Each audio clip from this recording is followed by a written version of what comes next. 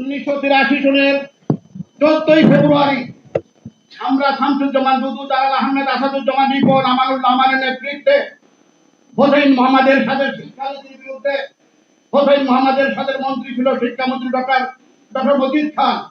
সেই মজিদ খানের শিক্ষানীতির বিরুদ্ধে আমরা যখন অপরাধে বাংলার পদদেশ থেকে মিছিল নিয়ে শিক্ষা ভবন ঘেরাওয়ের দিকে যাচ্ছিলাম, সেদিন আমাদের সেই মিছিলের উপরে ট্রাকের চাপা দিয়েছিলেন হোসেন মোহাম্মদের সাথে পেটুয়া বাহিনী। এই যে দেখি আপনার হাইকোর্টের সামনে দেখবেন শিক্ষা স্তম্ভ আছে। সেদিন জয়নাল জাফর দীপালি সাহা শাহাদাত বরণ করেছিলেন, তাদেরকে স্মরণ করার জন্য আমরা শিক্ষা স্তম্ভ তৈরি করেছি। তারপর থেকে বাংলাদেশে 5 দফার আন্দোলন শুরু হয়েছিল। দেশনেত্রী বেগম খালেদা জিয়ার নেতৃত্বে এবং আর এক পাশে ছিল এই ঘটনী বেগম শেখ হাসিনা এবং জামাত ইসলামী বাংলাদেশ।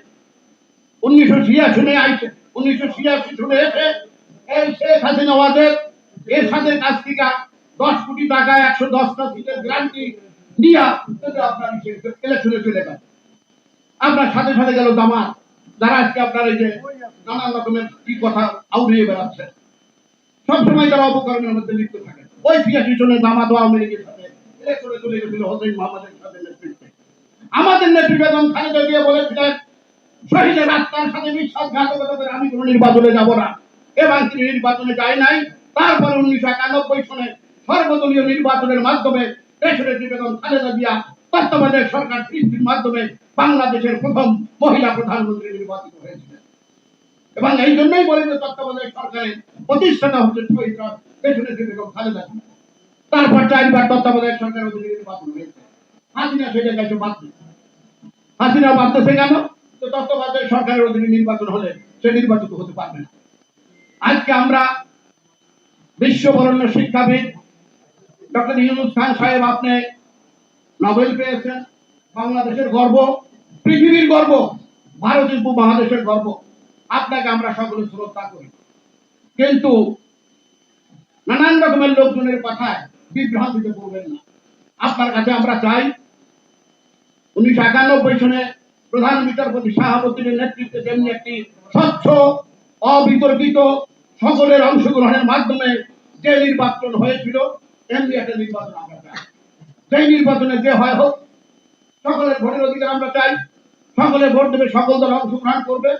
সেইখানে আমরা যদি আমরা বিএনপি নির্বাচিত হলাম, না হলে নাই। আমাদের তারেক রহমান সাহেব বলতেছেন এগুলা, আগামী নির্বাচন অত্যন্ত কঠিন, আপনাদেরকে জনগণের দুয়ারে দুয়ারে যেতে হবে। আমরা তো সেই চিন্তা করতেছি, ভোটের চিন্তা করতেছি।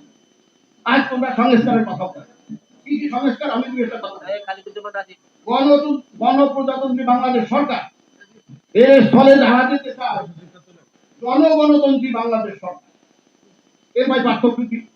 এর সাধারণের ব্যাখ্যা কি? এই ওয়ার্ড সংযোজনের জন্য গণপ্রজাতন্ত্রী বাংলাদেশের পরিবর্তে গণতন্ত্রী বাংলাদেশ সরকার করতে হলে 13,000 কোটি টাকা ব্যয় হবে। 13,000 কোটি টাকা ব্যয় হবে। এই শব্দটা আপনার সংযোজনের জন্য। আমরা রাষ্ট্রের কথা কেন, আমরা রাষ্ট্রের টাকা কেমন ব্যয় করার জন্য, তাদেরকে বসাইছি অপচয় করার জন্য। যেটা করেছিল শেখ হাসিনা ওয়াজের ওই আপনার জিয়া আন্তর্জাতিক বিমানবন্দরের পরিবর্তে হযরত শাহজালাল আন্তর্জাতিক বিমানবন্দর, ওইটার জন্য 13,000 কোটি টাকা ব্যয় হয়েছিল। তাতে কি ভাত পাচ্ছে আমাদের কি? তাতে কি কোনো শ্রমিকের আপনার কর্মসংস্থান হয়েছে?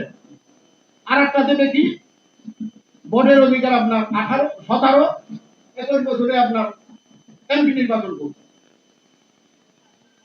এইটা আপনার রাজতন্ত্র নয়। যে হুমায়ুনের ছিল আকবর 13 বছর বয়সে আপনার রাজা হয়েছিল, দেশের ভূগোল সাম্রাজ্য বিজয়ী হয়েছিল। আপনার নবাব সিরাজউদ্দৌলা 23 বছর বয়সে বর্ষদে আরোহণ করছিল।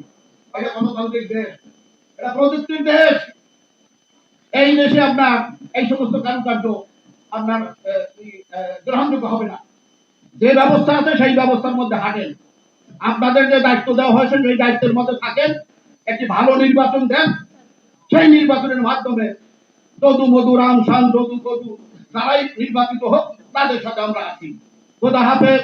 বাংলাদেশ জিন্দাবাদ, বাংলাদেশ জাতীয়তাবাদী দল জিন্দাবাদ, দেশনেত্রী বেগম খালেদা জিয়া জিন্দাবাদ, আমাদের নেতা তারেক রহমান জিন্দাবাদ। ধন্যবাদ সম্রাট ভাইকে ওনার গুরুত্বপূর্ণ বক্তব্য দেওয়ার জন্য।